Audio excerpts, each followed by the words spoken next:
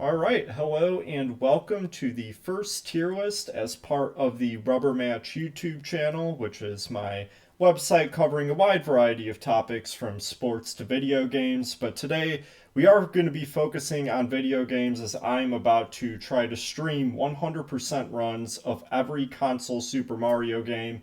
So I figured before starting this likely multi-year quest that will take plenty of rage and frustration out of me that I would rank these games on a tier list not based on how much I enjoy each game, but based on how long I think each game will take me to beat and basically how good I feel like I am at each of these games. So, right off the bat, I do want to say that these are just the console games I will be going through. So, in that sense, I will not be including the handheld titles that you see below, such as Super Mario Land and New Super Mario Brothers. I don't own all of those games, and more importantly, I don't really have a way to stream them either. So, I did decide to keep this just to the console games as well. And also, I won't be including Bowser's Fury in this ranking. I'm still on the fence on if I will play through it as part of this project. I'm kind of leaning no right now, honestly. I don't own the game yet, and I do feel like it is more of a spin off than its own mainline title on its own,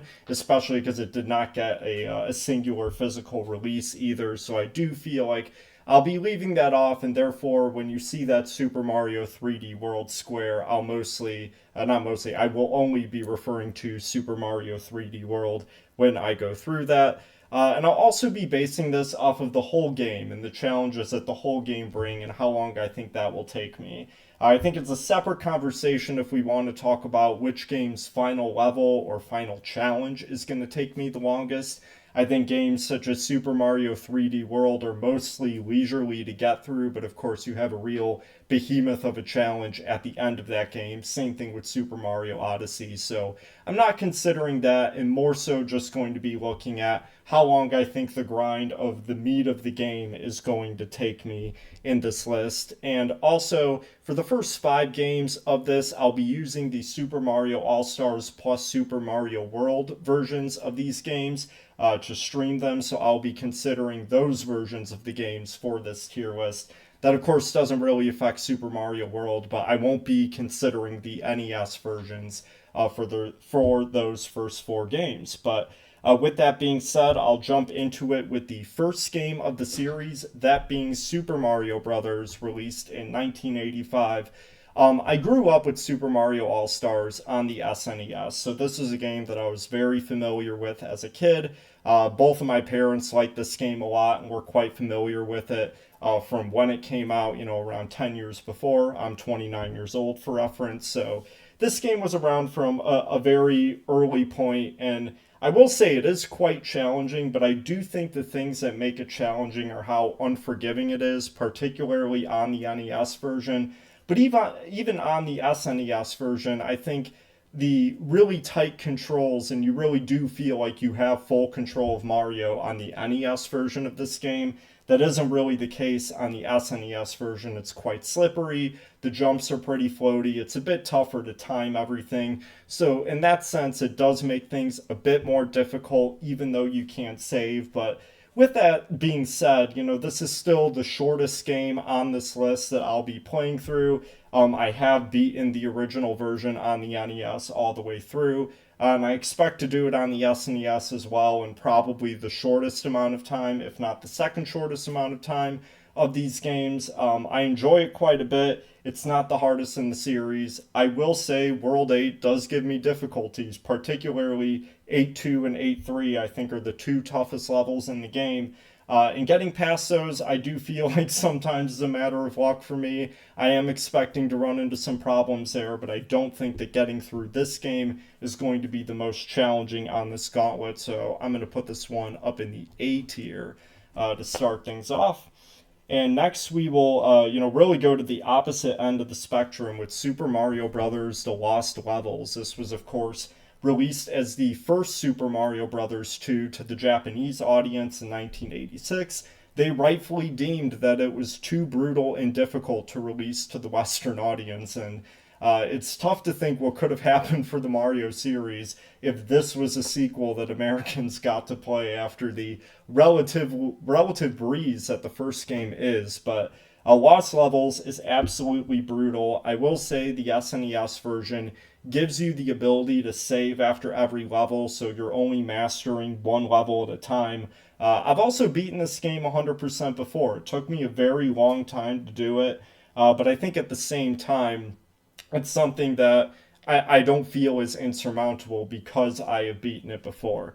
With that said, I think particularly the A through D worlds are really, really hard, and you really see how this game planted the seeds of the Kaizo subculture that we see in Super Mario Maker games and have seen in ROM hacks for many years that really, really put the biggest challenges in platforming. I think you look back to this game, and this is where it really started, and it is really just an extension of the first game that's just much more difficult.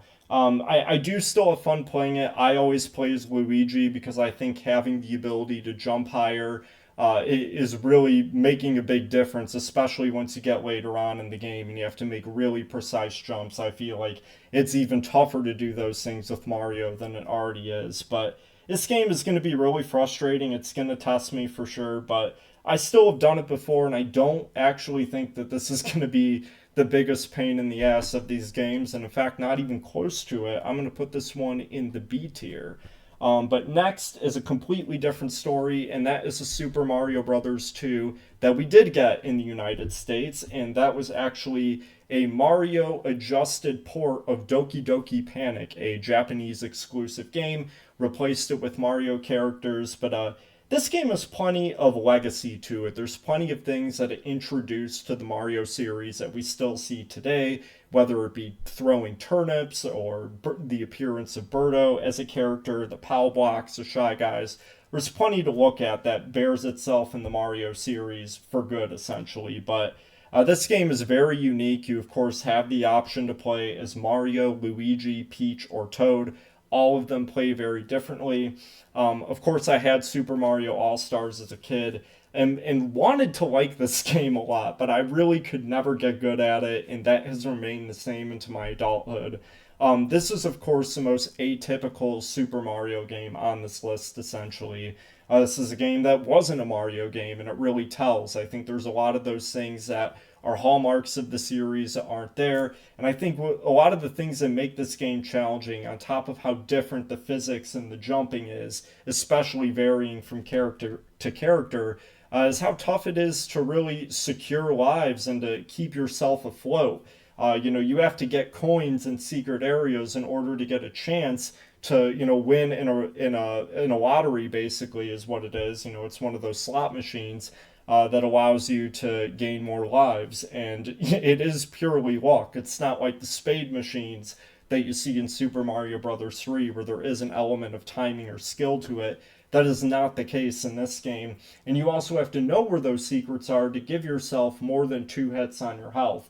And there's just a lot of tricky things in this game. I think the digging sections, even when using Toad, who is the quickest at it, are really, really challenging. The bosses are really awkward to fight, and you need to have really throw objects from really tough angles in order to get them without being hit. And at the end of the day, I just don't really like this game a lot. I know a lot of people do, and I understand its merit and contributions to the series, but this just isn't a game that, I would choose to play on my own to have fun. And I do think I'm really going to struggle with it. I personally have never even gotten past World 3, and you have 7 worlds to get through in this game, and it gets plenty harder from there. So I think this is going to be the first one that's really going to test my resolve on how long I want to do this. So I'm going to put this one in the D tier. I'm not good at all at that game.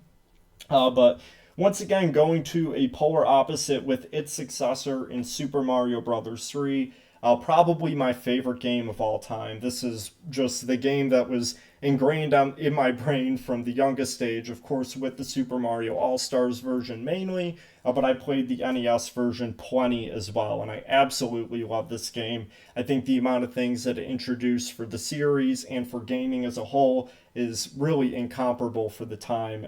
This game is absolutely incredible. It's so fun, and for those reasons, it's the game that I played by far the most out of any of these Super Mario games. I will say that overall, it's definitely not the easiest. I think somebody playing these games for the first time would have a lot of problems with Super Mario Brothers 3. And I think I have to remind myself that, I played this game so much, I have so much muscle memory with it compared to the other games that I get through Super Mario Brothers 3 exponentially easier than I do through New Super Mario Brothers Wii or other games that are, pretty much universally deemed to be quite a bit easier. I will say that, if you know how to strategize in this game, it is quite forgiving. You have the ability to get in stock items from mushroom houses. If you get the timing right in the spade houses, you can get a lot of lives. Of course, if you're able to jump at the 45-degree angle from a running start at the end of a level, you can get the stars. And if you get three of those, that's a 5-up. So you can give yourself quite a cushion once you get to those difficult levels late in the game. But I think at this point, I really have not had trouble beating this game all the way through in quite a long time. So I definitely think that this is the Mario game that I'm the best at by quite a wide margin. This is going to be a one sitting affair for sure in the S tier, and I think it's going to be alone in the S tier on this list. I don't think I'm really close to where I'm at in Mario 3 with any other game, and that's not to say that I'm a speedrunner or anything like that. It's just, I can almost always beat the game with a really large stock of lives and with only dying, a handful of times throughout. But each playthrough is different, and, we'll just have to see how it looks, especially after getting through, a couple Mario games that are definitely tougher, at least for me. But after that, that will be followed up with Super Mario World for the SNES. This was a very popular game. I think there's a lot of people that, kind of debate between Mario 3 or Mario World being the definitive 2D Mario platformer from this era. As you could tell, I'm on the Mario 3 side of that argument, but always had this game as a kid, but was just always really bad at it. And I think a big reason why I was and still am very bad at this game on the console, I've never gotten past Vanilla Dome, so it's going to be a really tough playthrough to try to get 96 exits in this one. But the difference in the flying mechanics from Mario 3 to this game, I think, are really notable when you're talking about having the P meter, and it's something that's visible and it's repetitive in terms of getting Mario to fly with the Super Leaf and the Tanuki suit, and the mechanics are just quite a bit different when using the cape in this game. Something that's necessary to access a lot of secret exits and also to just make levels a bit easier on yourself. And it is those things like the secret exits and it kind of looking in every nook and cranny. Not that there weren't plenty of secrets in Mario 3 and even Mario 1 and 2 for that matter. I think really in this game you start to see the series set that precedent for just how many Easter eggs and hidden things you can find within the confines of a level. So there's plenty of new things that are introduced in that regard that are challenging, and I just think this game plays so differently from Mario 3 that it is going to take quite an adjustment for me to to be able to get through it. But with that said, I like this game a lot more than I like a game like Mario 2. I think it's quite enjoyable, and I see, the merit for people ranking this so highly in lists and considering it to be the greatest Mario game ever. I certainly don't agree with that, but I see where they're coming from essentially, and of course the introduction of Yoshi is a huge part of moving this series forward from that point on. But as far as me playing this game individually, it's definitely going to be a struggle. I think there's a lot of parts of this game that I've just always struggled with, and I do enjoy it, but it's not going to be easy. This is going to go in the D tier for me, just above Mario 2 though. After that, we now move into the 3D era. Super Mario 64, probably the most game changing title of them all, you could argue, of all of these Super Mario games. The first true 3D platformer.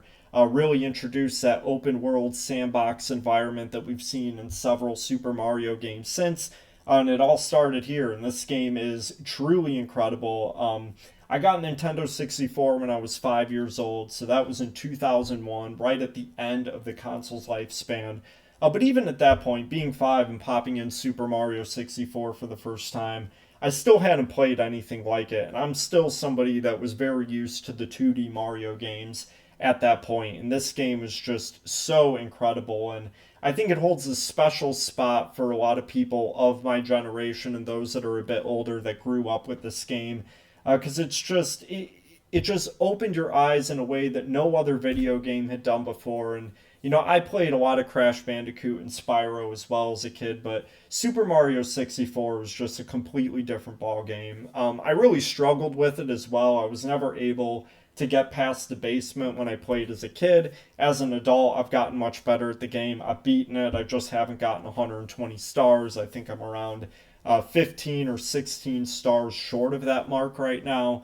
But this game is just really fun. It's incredible. It does get really frustrating at the end. I mean, when we're talking about TikTok Clock and Rainbow Ride and some of the hidden secret stars, this is a really tricky game to get all the way through, and it's definitely going to take me a good amount of time. But I also love this game. It's as much as it'll make you want to throw your controller and get very mad. It's such an enjoyable game to play through. I have so much fun with it, and I think that'll continue with this playthrough of it.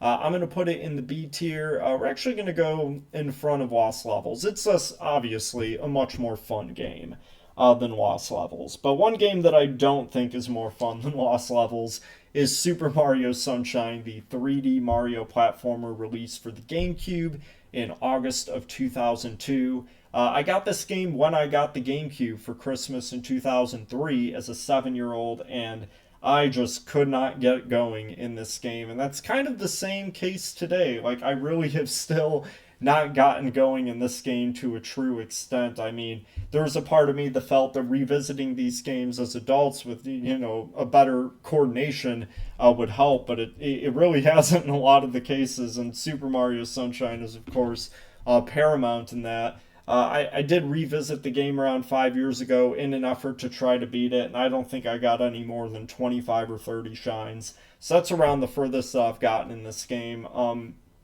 I think the camera is a slight improvement over Mario 64, but like the thing in Mario 64 is that was like the one weakness, and it was almost excusable because of the time frame and it being kind of like the first of its kind, but you don't really see that with Mario Sunshine. I mean, the camera only improves slightly. The controls are fine, but I do feel like the FLUDD is a gimmick that gets old pretty quick and is also pretty difficult to maneuver. And this game in general just has a lot of things that are really, really tedious, time consuming, and frustrating, whether that's chasing down blue coins that are impossible to know which ones you've had before, which is a really frustrating aspect of this game, that there's no real way to keep track of that. There's a lot of really frustrating mini games as well. Of course, the pachinko box is the one that really reigns supreme in everybody's head, but plenty of moments in this game that really frustrate players and are going to take a long time. And I think, assuming I get to this point, this is going to be the game that tests my resolve the most. This is not a game that I've ever enjoyed. I understand that it's very polarizing within the Super Mario sphere and that a lot of people absolutely love this game. I'm not one of those people, and I did grow up in a time where I certainly could have loved this game, but I just think both its predecessor and successor leave it not even anywhere in the same ballpark, in my opinion. And that certainly affected my desire to play this game and to persist through the really frustrating parts of it that I think are more frustrating than you can find in just about any other Mario game. So this is going to be the toughest one for me, I think, for sure. I'm going to put it in the D tier, at the bottom of the D tier at that. But after that, we go to the third 3D Mario game released in 2007 for the Wii, Super Mario Galaxy, regarded by many to be among one of the greatest video games of all time. Got it the year it came out as a kid and played it quite a bit, but I played it more as an adult with my wife for sure. And I mean, just such an incredible, incredible game. I mean, for a system that was certainly behind its time when you consider hardware, this game still looked so futuristic and fresh and crisp when it came out. And I mean, playing it on a CRT today, it still looks pretty good.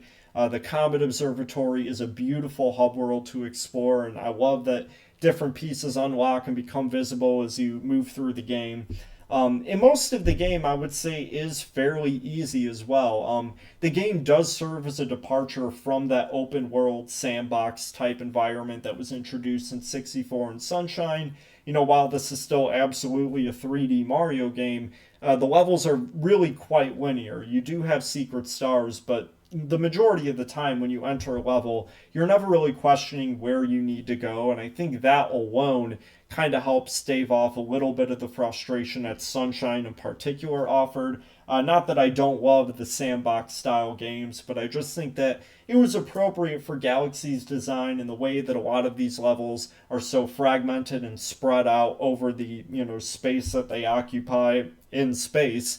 That it makes sense for them to be quite linear. And the amount of themes that they cover in these galaxies is incredible. The music is incredible. I just don't see how anybody can't have a blast playing this game. And even though I'm far from an expert in it, and I would also say that the motion controls I feel like today are gimmicky. I'm not really a fan of the Wii overall.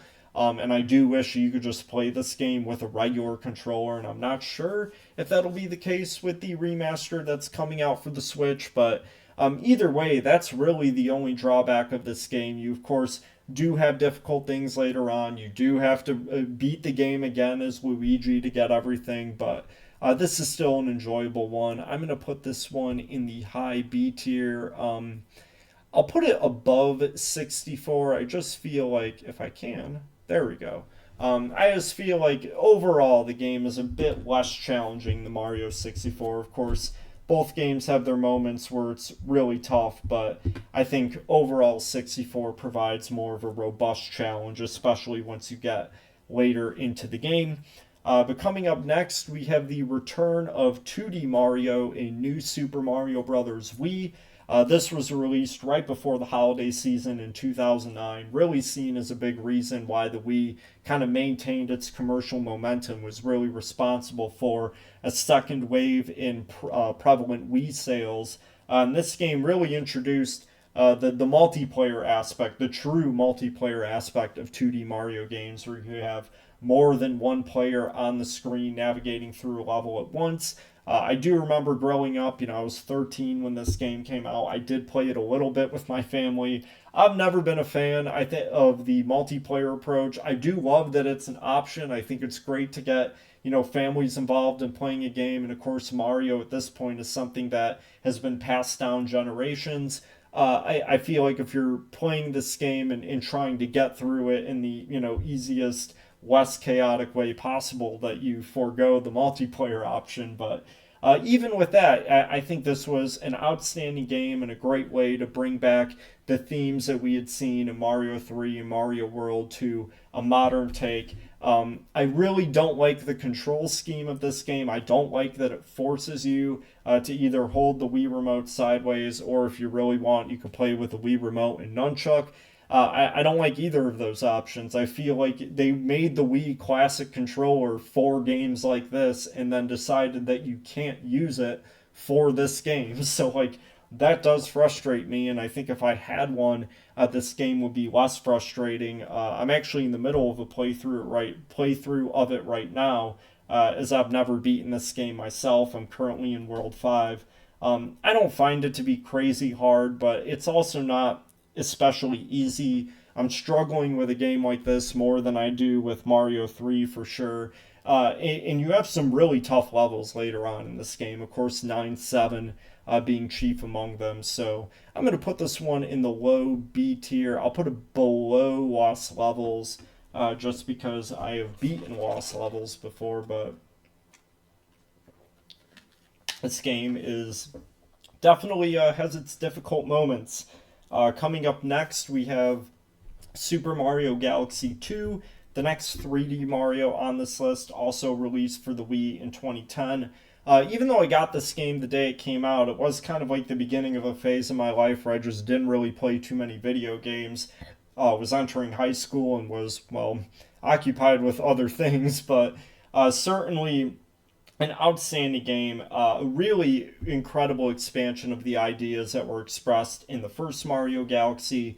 Of course, instead of the Comet Observatory, you have Starship Mario, which you can move around in a way that I feel like kind of shows as a precursor to what you see later in Super Mario Odyssey. And then I do think that the way you move through the levels is perhaps a bit more boring than what you get in the first Mario Galaxy.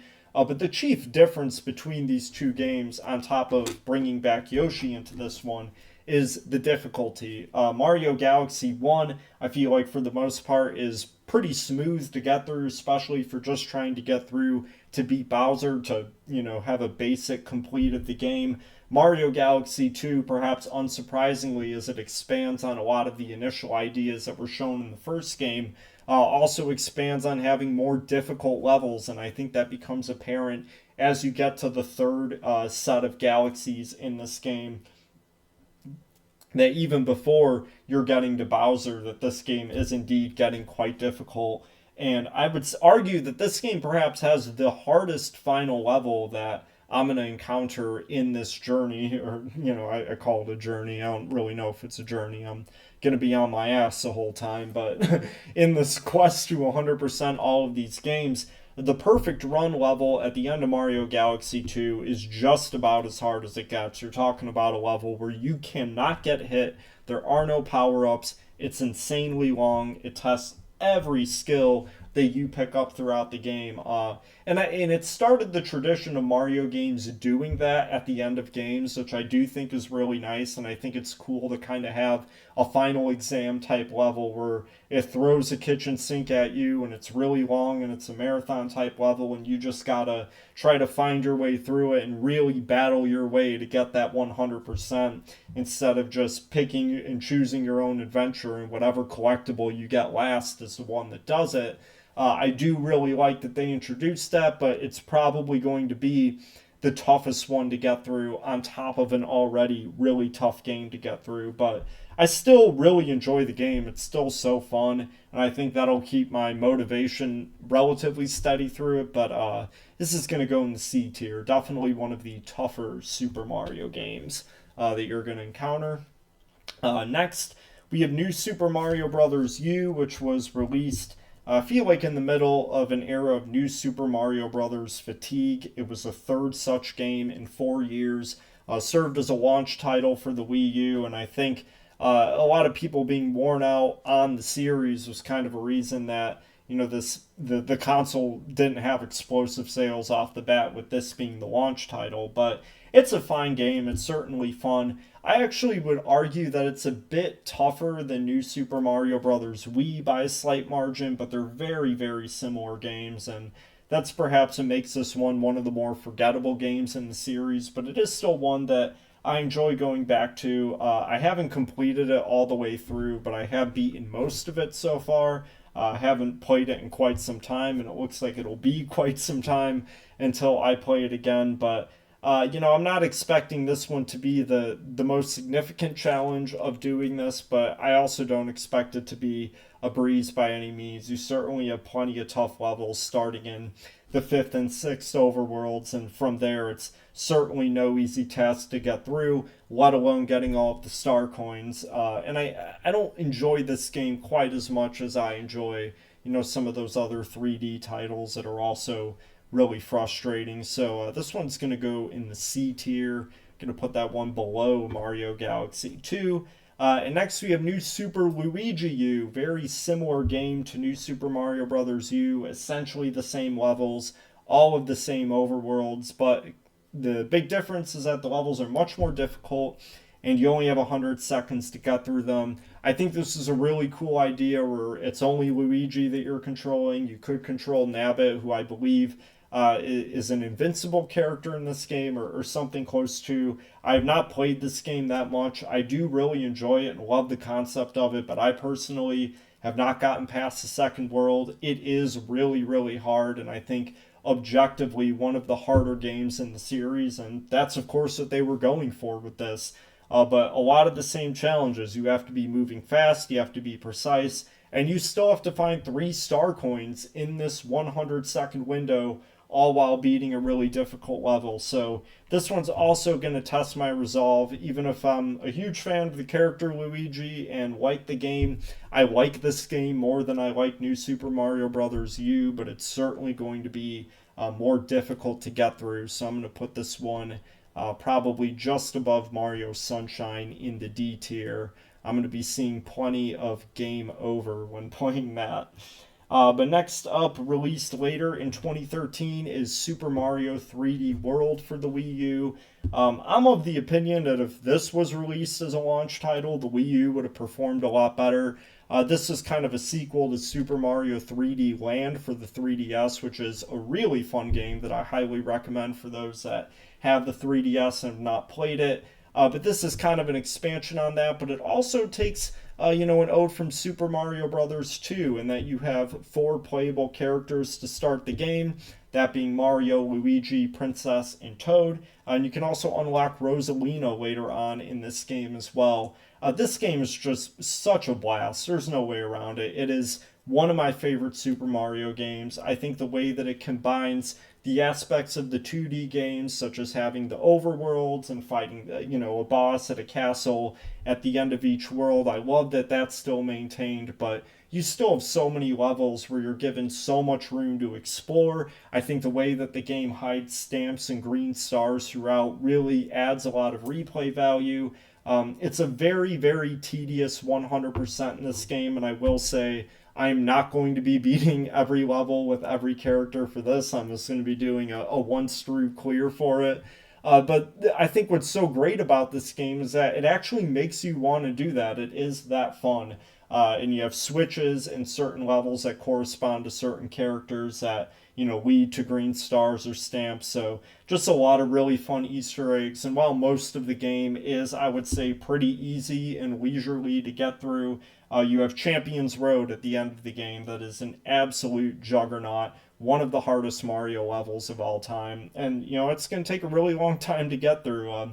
Not quite as unforgiving as Perfect Run, as you can have power ups and you can allow yourself to get hit, maybe a couple of times, but still so many precise jumps and having to dodge a lot of obstacles and enemies in order to earn that 100% in this game. But a very, very fun game to play, one of my favorites, and I'm going to have a blast playing this game again. I'm going to put this in the high B tier. I'll put it above Galaxy. Next, we have Super Mario Odyssey, the most recent 3D Mario game, and it isn't lost on me that there will likely be another Super Mario game released before I even get most of the way through this, but Super Mario Odyssey remains the most recent, came out just a few months after the Switch in 2017. Once again, a game that I would hear arguments for being the greatest of all time. I don't know if it's my favorite Super Mario game, but it is just truly so incredible and comforting. I mean, the worlds are so expansive. I think it really pits Mario in a true open world environment for the first time. And, we kind of saw what they were going for in that aspect with Mario 64. And I get that it isn't like Skyrim or Elden Ring type open world, but I think when you get into levels like Sand Kingdom, where it just seems that it goes on forever, it really feels like something unlike anybody has ever seen in a Mario game before. In every different level that you encountered in this game, I felt like it gives you that feeling, and it really motivates you to play through it and explore everything. And of course, this is one of the most tedious 100% in the series, especially when you're talking about getting 999 power moons and beating the juggernaut that is Darker Side for the final triple moon of the game. But at the same time, this game is just so much fun, and I feel like gives you a reason to go back to it. Even if some of those tasks are tedious, I feel like the amount of joy that this game, I feel like, brings not just to myself but to a ton of people. It's just so creative and like I said earlier, comforting. I really feel like this is a Mario game that I don't want to say resurrected the series, because that would imply that there was a true downturn in the mainline Super Mario games, and there really hasn't been. But I do feel like this game solidified this series' reputation amongst a young audience and keeping it going for another generation. On this game's really incredible, and I have so much fun playing it. I haven't 100%ed it, but I've gotten pretty close. Most of it's pretty easy.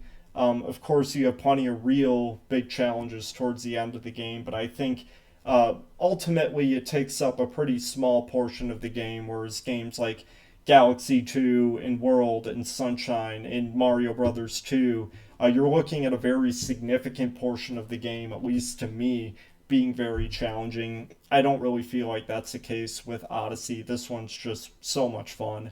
I'm going to put this one up in the A tier. And then finally, our last game that we'll be talking about is the most recent one, Super Mario Bros. Wonder. This was released for the Switch in October 2023, so just under 2 years ago. The newest 2D game in the series and kind of showed an official end to the new Super Mario Bros. Era. This game's really creative. It's really fun. I would argue that this is probably the toughest Mario game to find secrets in. You can be standing in a level stuck there for 20 minutes essentially, just dying with time running out and coming back and not really figuring out what it is that you need in order to either find the Wonder Flower or to find something that you need to trigger the next part of the stage. I think just the level of creativity that they show in this game is truly incredible, and most of it is really accessible and easy too. I love the selection that you have of different characters. I think the fact that there's very few boss fights in this game makes it mostly pretty easy to get through, but similar to all these other Mario games, you have a real challenge at the very end of this to close out 100%.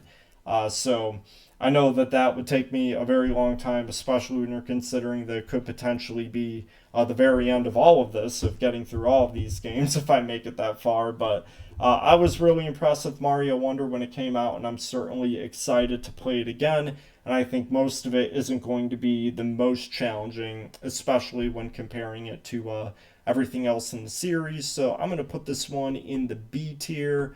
Probably below, or I'll go above Galaxy and below 3D World for that. But that is a look at the mainline Super Mario tier list based on how challenging I expect all these games to be in this upcoming run. This will start September 29th. I'm taping this on a Sunday evening. It will start September 29th in the late afternoon, as I'll be attempting 100% runs of all of these games, starting with Super Mario Brothers on the Super Mario All-Stars for SNES, and going all the way through Super Mario Brothers Wonder for the Nintendo Switch. So it'll be quite the quest, and I think it'll certainly test my resolve as it would anybody, especially for somebody that has only 100%ed a few of these games. But I expect to have a lot of fun, and I hope plenty of you will come along to watch me along the way. But that is all I have.